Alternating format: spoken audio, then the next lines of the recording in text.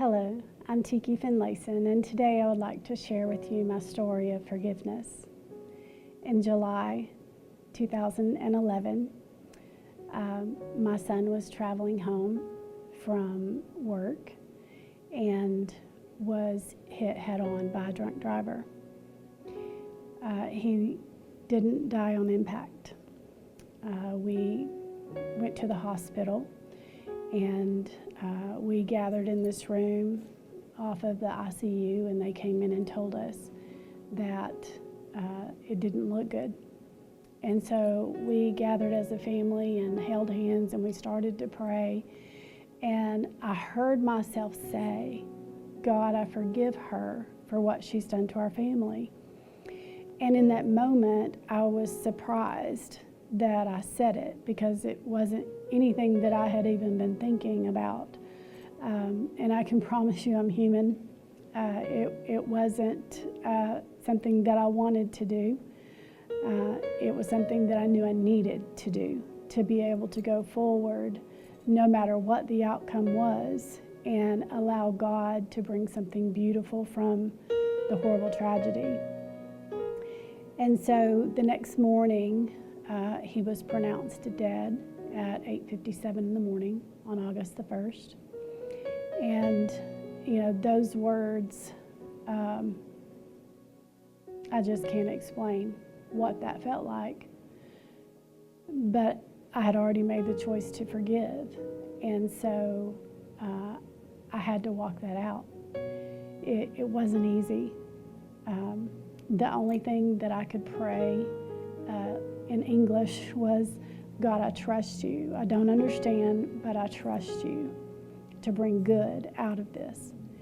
And I listened to worship music. That was part of my healing process. And so several months went by, and we were at a court date, and we were asked if we would like to have a restorative justice meeting.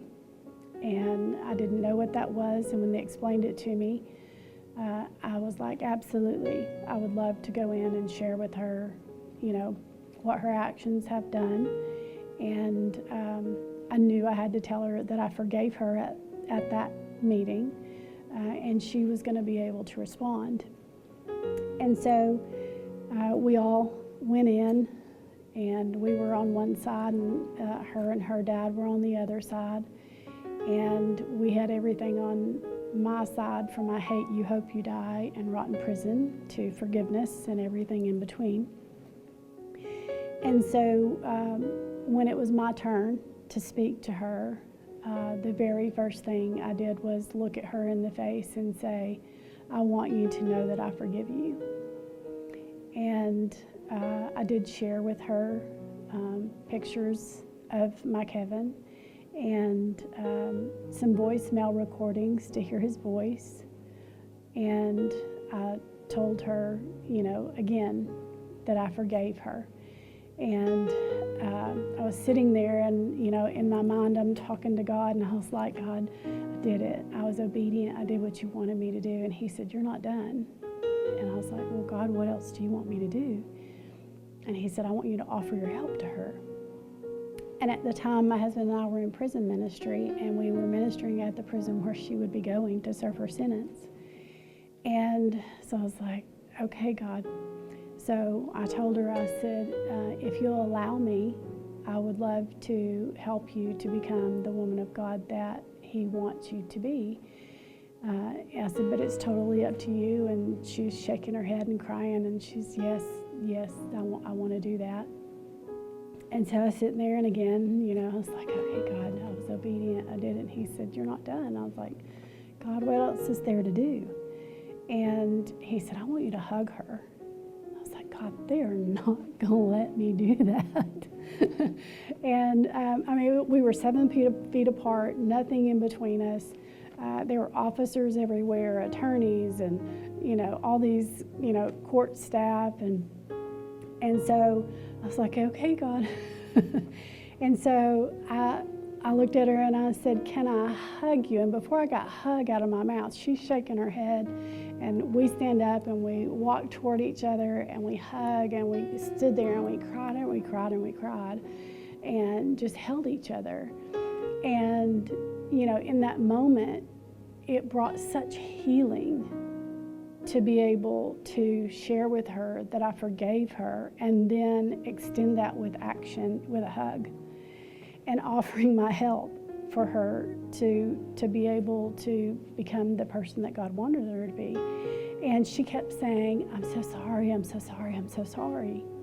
And your first reaction when somebody says, I'm sorry, is to say, it's okay. But I knew it wasn't okay. And what she did would never be okay. And, you know, nothing she could ever do would fix the fact that Kevin was no longer here. And so what God gave me to say to her is, we'll just go forward from here. And that was the start of a beautiful relationship that I now have with who I call my friend. And when her parole came around 11 months later, they called me and told me that she was coming up for parole and said, you know, we understand you'll be coming in opposition. And I said, no, I'm coming in support. And they said, let me explain to you what that means. I was like, I understand what it means. The whole time I had been praying and saying, God, I trust you to bring good out of this. And when you know she's ready to get out, I'll be okay with that timing. And so after I got off the phone with them, I sat down, I was like, okay, God, I have no idea what I need to say to the parole board. And he said, sit down and write what you hear. And so I sat down and I wrote out my statement. And the very first part of my statement, I opened with, I'm guilty of murder too. And the person that I killed accepted me and forgave me. And that person that I killed was Jesus. And if his Father doesn't hold anything against me, how can I hold anything against her? And there were some other things in my statement. And so she was the first woman to be released on parole for that charge, for her first time up. And when she was released, I got to see her the day she came home. And we started forming more of a friendship and a way to work together for our nonprofit 1 and 3. And we go and we speak at events and share Choices Matter and share the timeline of what happened through the events of that night. And nobody knows who she is. Nobody knows who I am.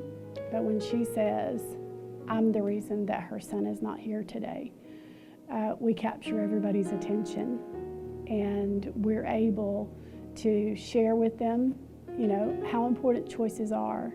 And the most important choice that we get to share with them is the forgiveness on my part and the forgiveness on her part for herself. She has learned to forgive herself. And so I'm so thankful that God trusted me with forgiveness.